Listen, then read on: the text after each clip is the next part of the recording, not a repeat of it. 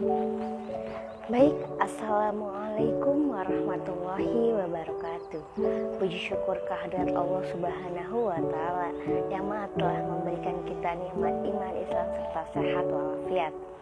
Yang terhormat Ibu Riza Gusti, SIKOM, MIKOM selaku dosen pengampu dasar-dasar hukum dan teman-teman sekalian yang berbahagia. Perkenalkan, saya Tri Nur Cahyati dari kelompok 1 dan rekan-rekan saya yakni ada Rere Sularita dan Bram Adimas. Adapun topik yang akan kami bahas pada video kali ini adalah tentang public relation. Public relation dapat diartikan sebagai bagian dari organisasi yang menjalin hubungan baik dengan masyarakat. Secara teoritis, masyarakat di sini dapat disempitkan sebagai publik. Publik sendiri terbentuk karena adanya keterlibatan khusus dari sebagian masyarakat dengan organisasi yang kita jalani. Sebagian ahli menyebutnya sebagai stakeholder. Baik, pembahasan yang pertama akan dijelaskan oleh rekan saya yakni Rere Sularita. Waktu dan tempat saya persilakan. Ya, terima kasih Tri Nur Cahyati atas waktunya. Di sini saya akan menjelaskan terkait profesi public relation, yaitu mencakup sejarah public relation, ruang lingkup public relation, dan perkembangan public relation di dunia dan di Indonesia. Yang pertama ada sejarah public relation. Public relation dalam perkembangannya hampir digunakan di semua bisnis.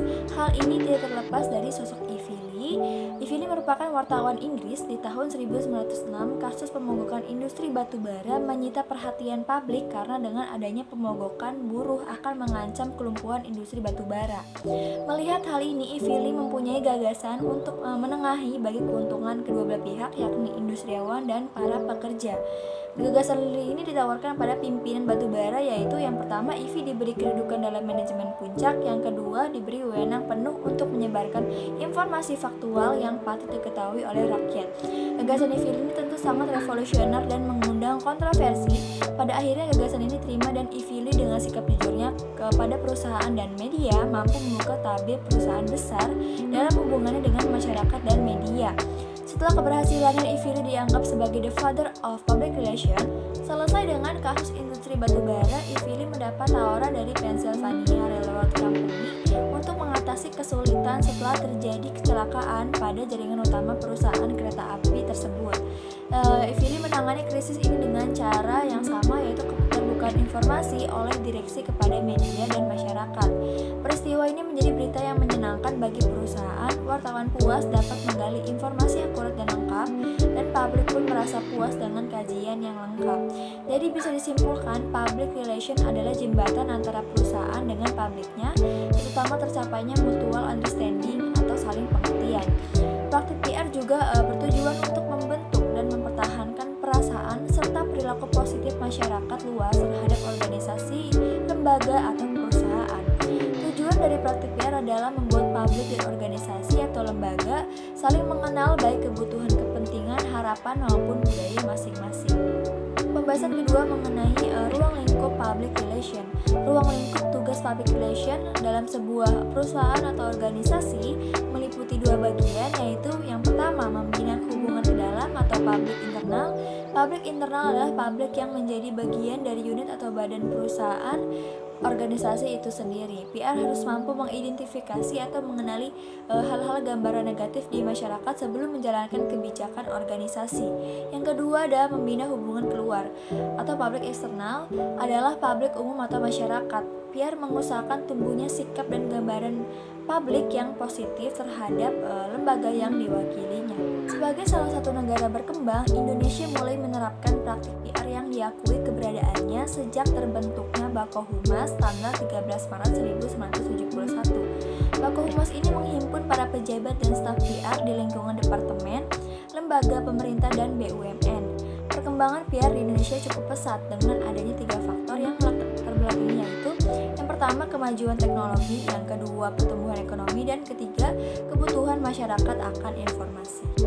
Itulah penjelasan dari saya, kurang lebihnya mohon maaf dan saya kembalikan kepada Tri Nur Cahyati.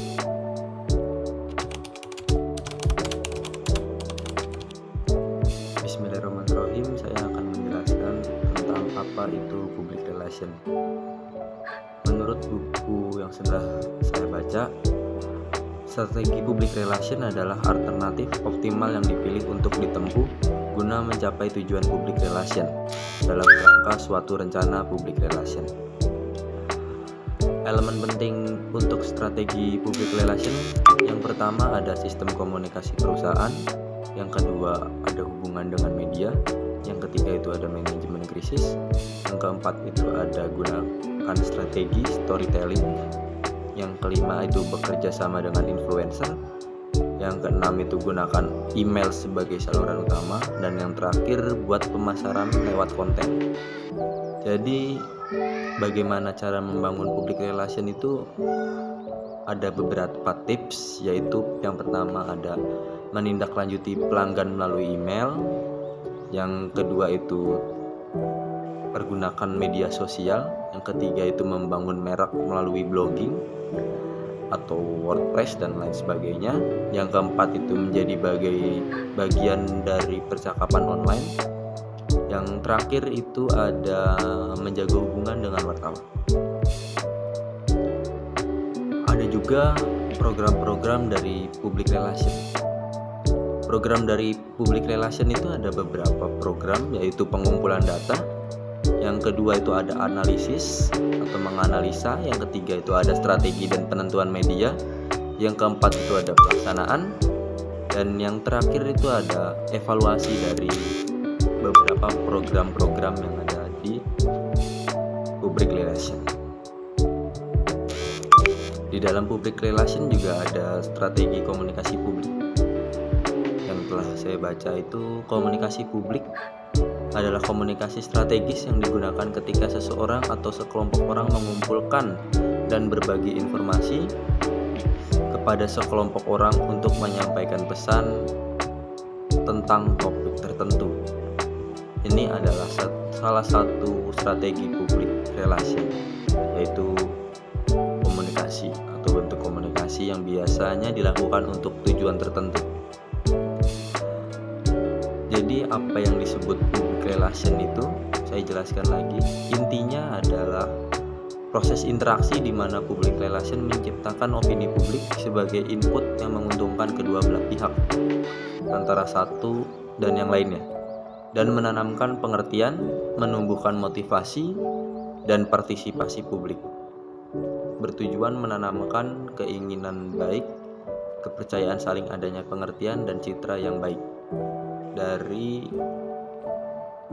konsumen dan pihak itu. Jadi apa saja juga yang harus dipersiapkan itu ada beberapa yang harus disiapkan dalam public relation atau program-programnya. Yang pertama itu, yang terutama itu adalah jam kerja, itu penting banget.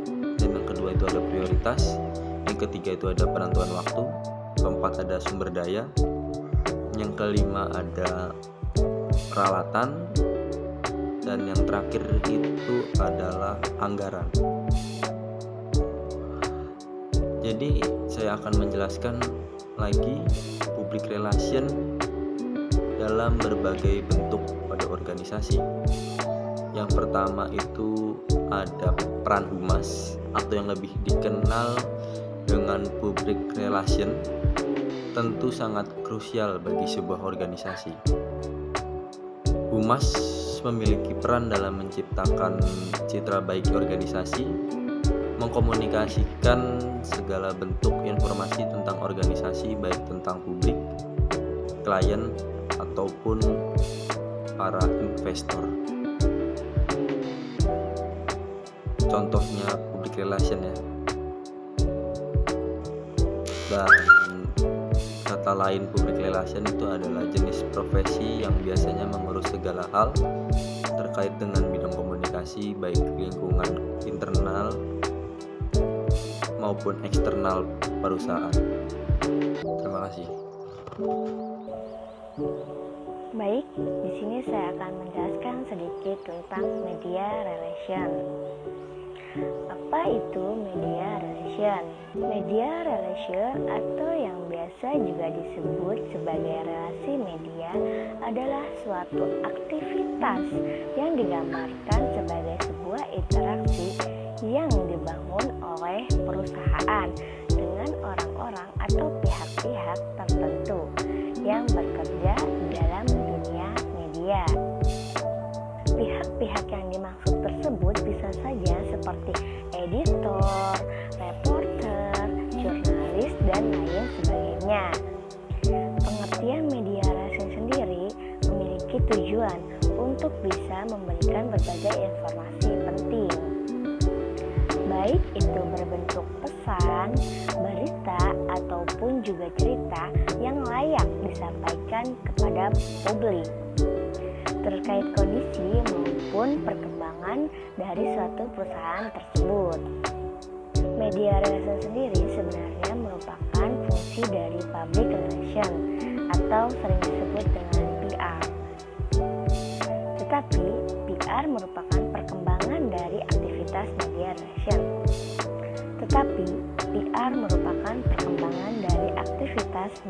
relation. Strategi PR memerlukan media untuk publisitas institusi yang diwakilinya. Sebaliknya, media memerlukan berita yang biasanya diperoleh melalui fungsi PR itu sendiri. Media relation memiliki 3 fungsi yang melekat menurut Glenn and Danny Griswold. Yang pertama, yakni menilai sikap publik terhadap perusahaan atau organisasi.